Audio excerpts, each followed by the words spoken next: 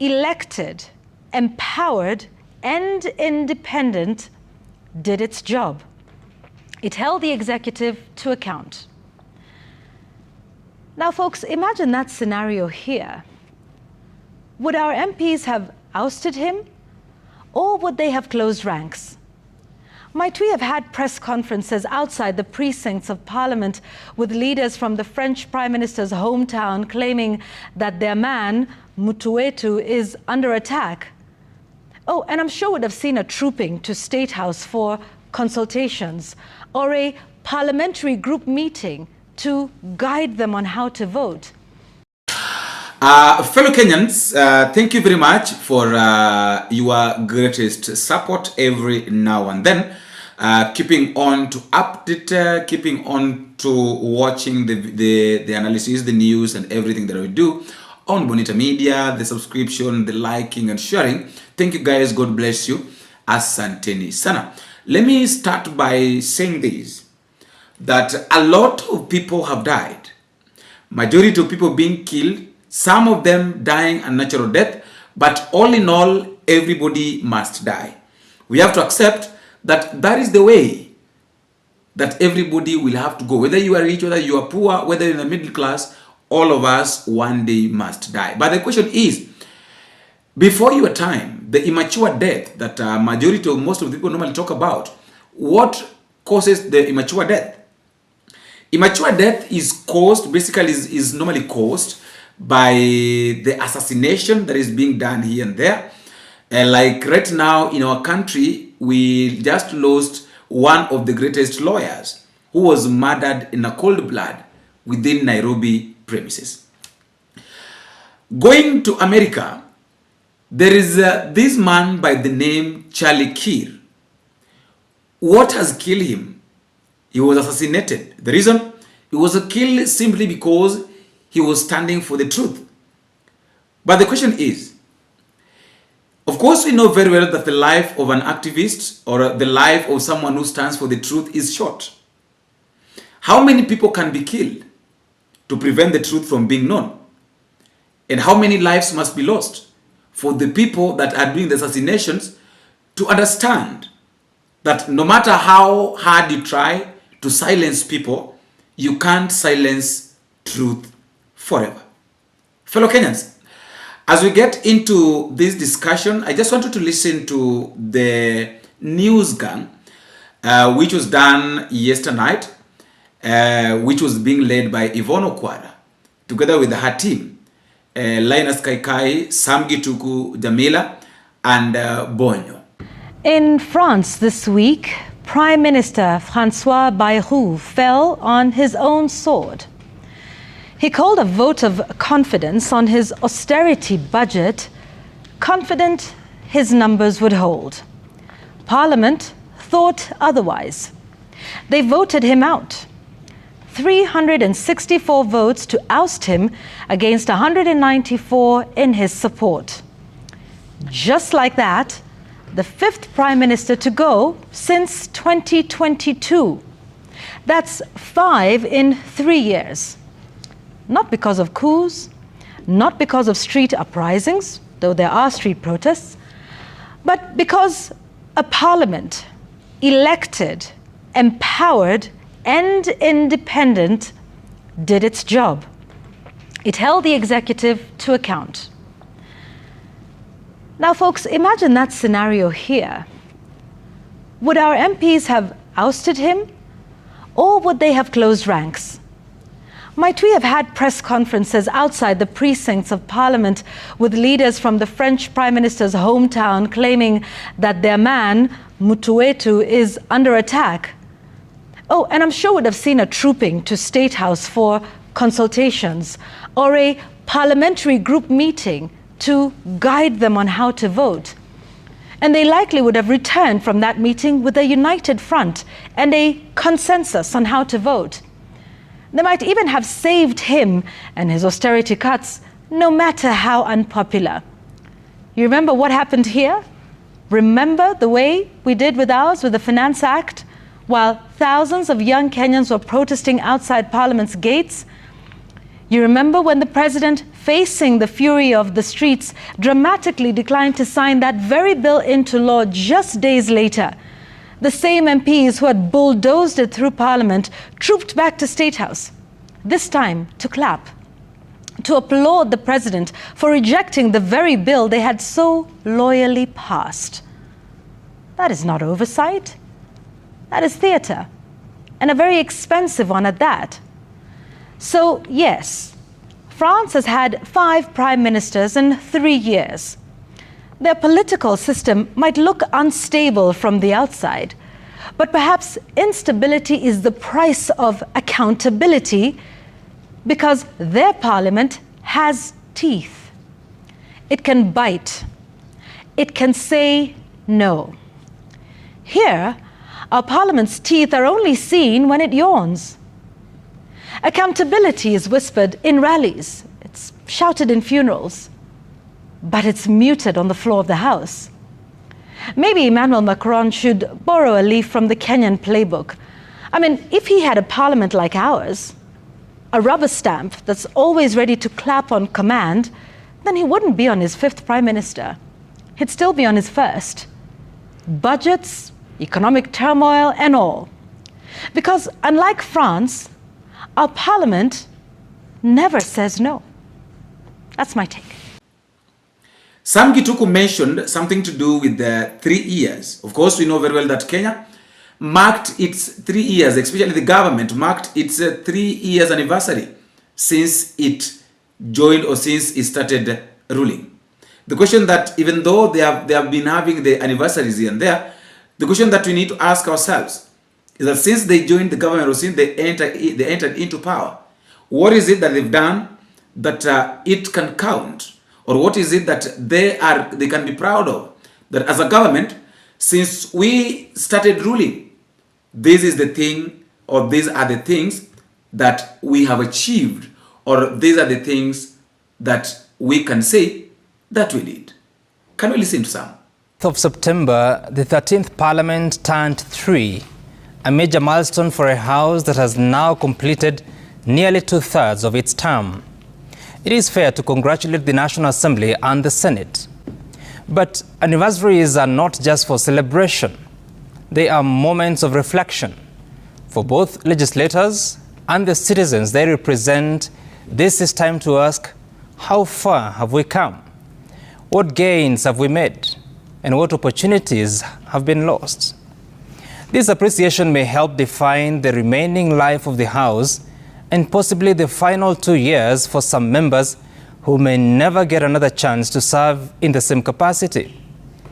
To its credit, the 13th Parliament has been a loyal ally of the Kenya Kwanza administration. It has passed bill after bill to advance the government's agenda, from universal health coverage laws, creating the Social Health Authority and other agencies, to legislation enabling the affordable housing program that stalled under the previous administration. The House has also endorsed new taxes, fresh monthly deductions, and the establishment of more state corporations. Today, thanks to the Houses of Parliament, Cabinet Secretaries attend New Look question time to answer to members' questions and concerns. This Parliament has probably vetted the highest number of Cabinet nominees than its predecessors, following mass dismissals and endless reshuffles. But it has also looked the other way when questionable nominees were brought forward, preferring loyalty to scrutiny. It has passed 2 finance bills that changed the lives of Kenyans, largely for the worse, in the name of supporting the government. It has stayed silent on secretive procurement until public outrage forced a response. By then, the Adani Energy contracts were already sealed and the JKI expansion proposal well underway. The country was saved by raw intelligence from Kenya's partners, in this case, indictment of Adani owners in the US. Parliamentary oversight in these cases was little more than theatre. The 13th Parliament gave a clean bill of health to a 104 billion shilling project to build an integrated healthcare information technology system under a consortium understandably the panacea of all challenges in health sharing information. We were in this country when the same MPs started asking questions why the country was spending such an amount on a system that had not resolved fraudulent claims at SHA. And while Kenyans poured onto the streets, unheard and frustrated, MPs sat comfortably in chambers, passing taxes against the very people they represent. When the president rejected one finance bill, the leadership mocked Kenyans, boasting that what had been rejected was later enacted through the back door. Yet, as the third anniversary approached, the same legislators were humiliated by the president himself, labeled corrupt, extortionists, and self-serving, naked, exposed, betrayed. And suddenly, they confessed that deal-making is the currency of parliament. Loyalty is bought with constituency projects or tenders. Votes are traded for promises. Yet the Constitution assigns Parliament three roles: representation, legislation, and oversight. But this has been eclipsed by self-interest and pursuit for quick riches, all with an eye on 2027. While at it, the Independent Electoral Boundaries Commission is resuming vote registration on 29th September. The next chapter is being written. Where will the members of the 13th be? For now, happy anniversary, the 13th. And that's my sense tonight. On Jamila's kicker, Jamila was asking a question to do with the riders or the Boda. Of course, we know very well that in this country right now, especially in Nairobi, a lot of things normally happens. The accidents here and there are normally caused by the Boda riders together with the bus drivers or the car drivers. But then what happens is that the Boda riders, they run into conclusion and they run into final judgment, whereby sometimes they end up banning the vehicles. But after calling themselves, because they assume that they are beyond law, so they are above the law, they take the law into their hands and go as far as even beating or killing the person that has caused an accident without looking at the exact place or the exact cause of the problem. Listen to Jamila. In Nairobi, the Boda is both a lifeline and a nightmare. It gives thousands of young men and women a livelihood and gets us through traffic when nothing else can. It has even become the backbone of delivery services, from food to medicine, proving just how deeply integrated Bodas are in our daily lives. For many families, that motorbike is the difference between survival and hunger. But let's be honest, Bodas have also become one of the most visible faces of indiscipline on our roads. Overlapping, blocking intersections, invading pavements, and in the worst cases, turning accident scenes into crime scenes by even torching vehicles. It has reached a point where what should be a simple traffic incident quickly escalates into mob justice. That's not all. Time and again, we have seen motorists surrounded, intimidated, and traumatized after accidents with Bodas. We all remember the case of the young lady who was left shaken and traumatized after being hemmed in by a mob of riders. That is not solidarity. It is harassment disguised as brotherhood, and it must end. Authorities and sector stakeholders know this cannot continue. That is why they're introducing new measures. Every rider must now be registered in a sub-county SACCO and stage chama. Before registration, a rider will be required to present a valid license, helmet, and a certificate of good conduct. Each stage will have distinct uniform colors, and every motorbike will carry a mandatory identification number issued by NTSA and also have a stage code. The idea is simple: accountability, traceability, and order in a sector long defined by chaos. Now, on paper, these steps sound like the breakthrough we have been waiting for. Riders can be traced, rogue elements can be weeded out, and criminals who hide behind motorbikes will find it harder to operate. But here is the hard truth, ladies and gentlemen. We have seen measures before. Helmets and reflector jackets are made mandatory. Crackdowns were launched. For a few days, order returned. Then everything slipped back into chaos. At the same time, the riders are not wrong when they point fingers at the police. Harassment, false charges, and demand for bribes are real. In some areas, it is an open secret that you cannot ride in peace without paying something. So how do we build trust when the very enforcers of the law use the law as a tool of extortion? At the end of the day, no uniform, no SACCO, no new rule will change anything if the culture of indiscipline remains. What will change things is a shift in mindset, a recognition that nidhamu is not optional. Right now, Boda Bodas are standing at a crossroads. They can be the face of hustle and hope, or the face of havoc and fear. The choice, ladies and gentlemen, is theirs, but also ours. And that is my memo. Kai on his kicker was talking about the issue of EACC. And he was saying that EACC has got the power to prosecute corruption cases. But do they do that? Do we have the EACC in this country?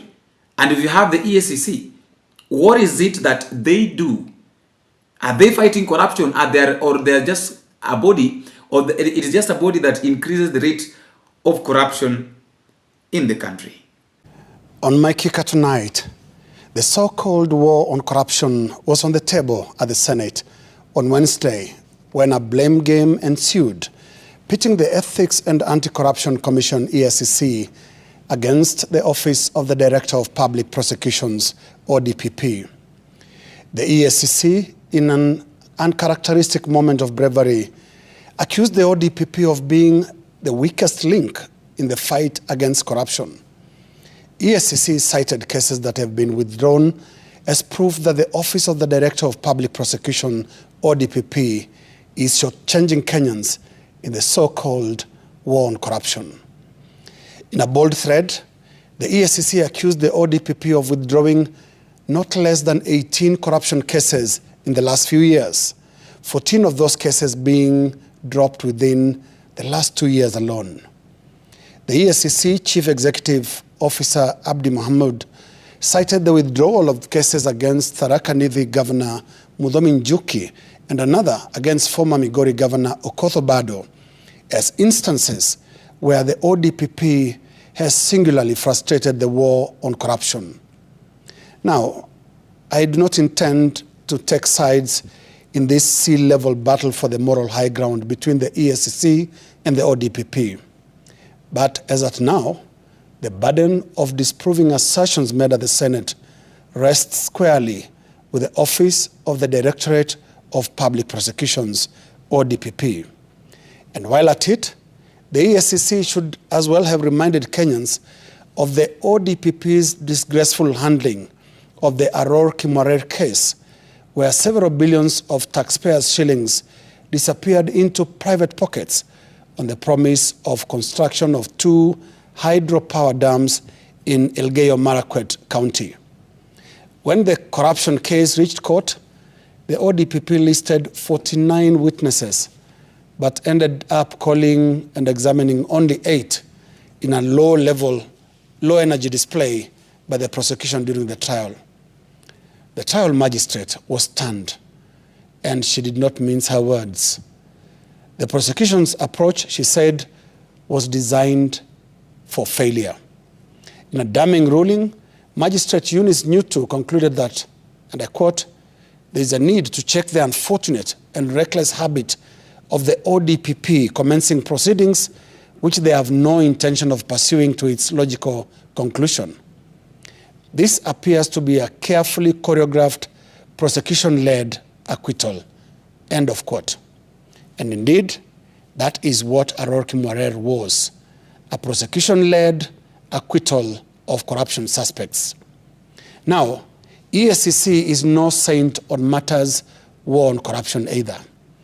But its chairman, a man of the collar, Bishop David Oginde, makes a valid point when he says it is time for the EACC to have prosecutorial powers. If not for anything else, prosecutorial powers will end the blame game between the ODPP and the EACC over prosecution of corruption cases. Each will now have the opportunity to be a strong or weak link without pointing fingers. The model has also succeeded significantly in countries that have granted their anti-corruption bodies powers to prosecute. From Ghana to Botswana, Singapore to Indonesia, efficiencies in fighting corruption have been pursued through the enabling of the anti-corruption bodies with, among other things, powers to investigate and prosecute. It is time to walk the full length in Kenya for the EACC. Fears that prosecutorial powers can be abused should not override the hopes that prosecutorial powers can actually be used to fight corruption. Use is not abuse as long as it is backed by solid evidence. EACC argues that their evidence is rarely put into good use by the ODPP. And how best to fix that than giving the EACC the power to prosecute the case it investigates? That is my kicker. Bonyo's take, Bonyo was talking about the governors. Are they really governors? Or if they are governors, yes, what do we expect from them? But here is the fact, that we don't expect a governor to be an accountant, an engineer, and a human resource officer all in one.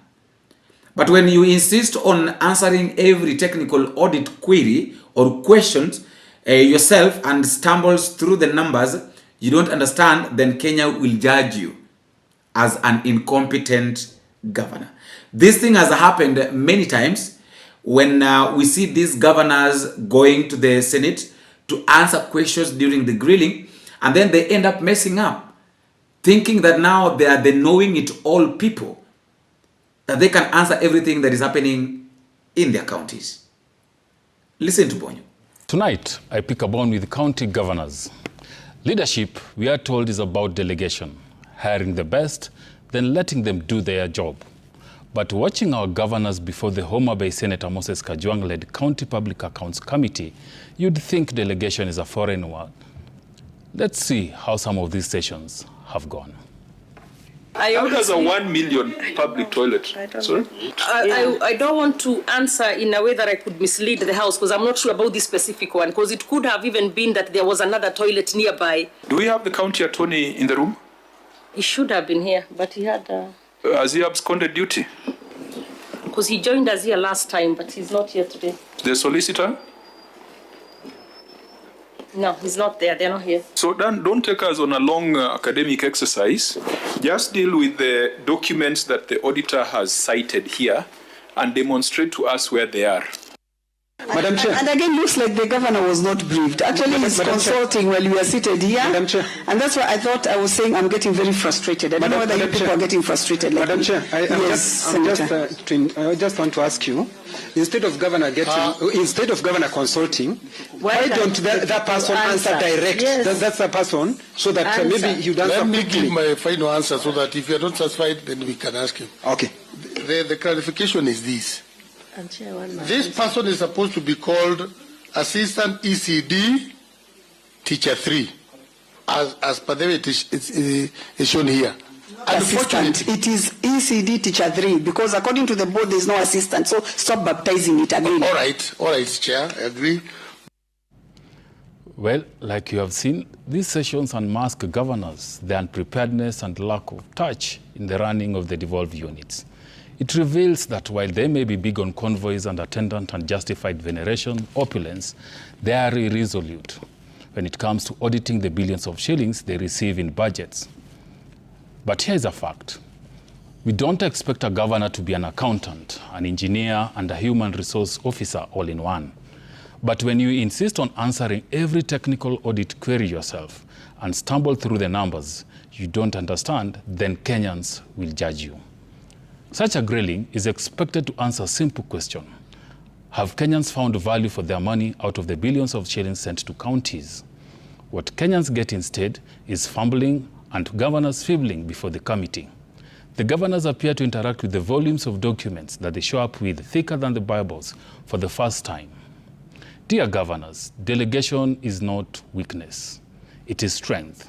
You have chief officers, accountants, advisors, experts paid by the taxpayer.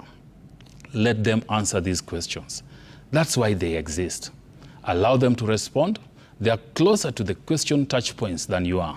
They are able to offer feedback much better than you are fumbling. They are coherent on their accounting numbers than your inscrutable presentations.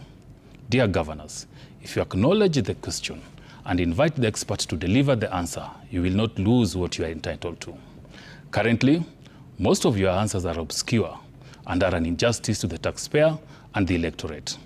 They make for screaming headlines and social media content than answer to the money trail. Leave the technical aspects of these reports to the experts. They know better. That is my bond tonight. Do you really think that some leaders stands a chance, or these our leaders, do you really think that they stand a chance to be in these offices that they are holding, and they're finding it easy to mock as citizens of this country? Instead of serving us, they are serving their stomachs. After all, guys, that is just my thoughts, and that is all I have for now. Let me know what you think in the comment section, but don't forget to drop me a comment telling me what you think and where you are watching this video from. Until we meet again, I have been your host, Boniface Awino. Bingo.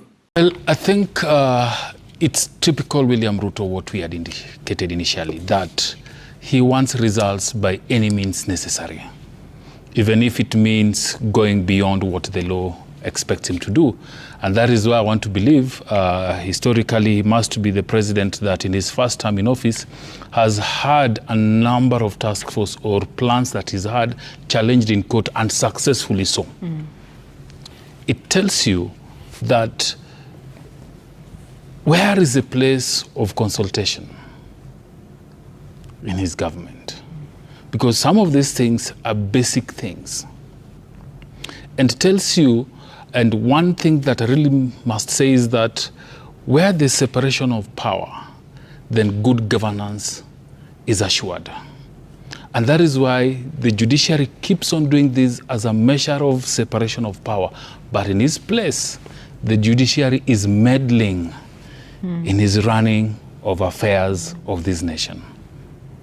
So on the score of that alone, we can't really say that William Ruto has been very aligned to the Constitution and good governance. He's been off the rail on that, because right from 2024, after the Gen Z protest and the first task force he put in place on public debt that was thrown away, I think he should have taken a step back and asked the why, so that he's able to do that. But this is not something that is very far-fetched from what the president does. If you look at some of the things that he's been saying out here, yesterday or the other day he was in Ethiopia, and he brought out the issues of Kenyans willingly raising money. And I think we have a bite for that, Ruto in Ethiopia, where he's basically saying that we've raised $4 billion willingly as a people. And Robert, if we could have that bite play where the president was in Ethiopia during the launch of the dam. We are already constructing 170,000 houses as I talk to you. And Kenyans, from their own resources, without debt, without support from others, have raised $4 billion worth of projects under the housing program. And if we had upheld good governance and transparency, these are figures that ordinarily every Kenyan would have been aware of. But when you ask the people who are charged and tasked with having those figures, they tell you we are far from what the president was saying.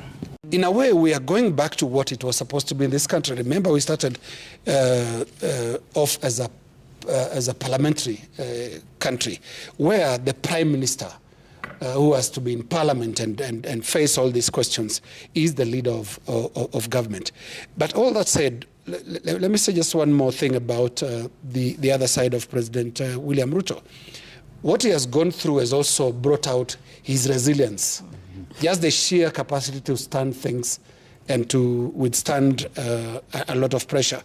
There's been a lot of pressure, no doubt, and he's withstood it. And I remember the time he was deputy president, and BBI was in Bomas. I think we all remember that that time, when it was everybody else against him. Yeah. And he stood there and moved the crowd with a hostile crowd, we must say, with his oratory. He is a gifted political operative. Words are his power. He knows how to use words, imagery. Look, he made a wheelbarrow look like a spaceship. And his support base actually felt like they are going places. They are going to a real transformative place through the wheelbarrow. You remember in the 2022 election, you'll go to these towns where wheelbarrows are hoisted. You'll go to these places where, 2022 was the date of destiny. Did he say agent of destiny? Yes. He caused a lot of his supporters to believe that 2022 was the date of destiny. And he did this very, very early. By supporting Uhuru Kenyatta, remember he did that and used that to lay the pavement, to pave his way to power in 2022.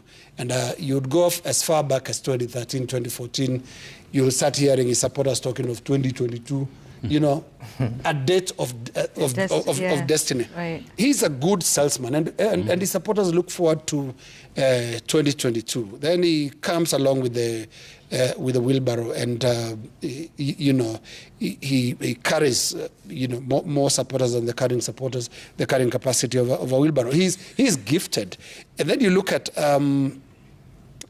his ability to promise things. You remember the recent roads, just when he goes to a place and names all your roads. That is a political gift when it comes to just the ability to engage the crowd. And you remember the former Deputy President Gachagua saying one of the things that really wowed the support base in Mount Kenya was his mastery of the environment. He would know where. Sorry, what did he say?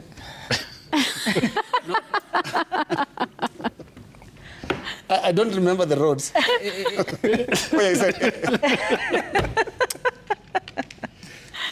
But you see, by the time you say, the vote is in. The Mount Kenya is Komera.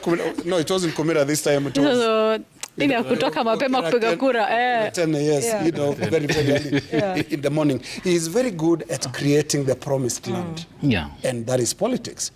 I remember when he was launching his manifesto in Kasarani, and he made all these aspirants, they were seated in a section. He introduced each by name. From that distance, he introduced each by name, and that is considered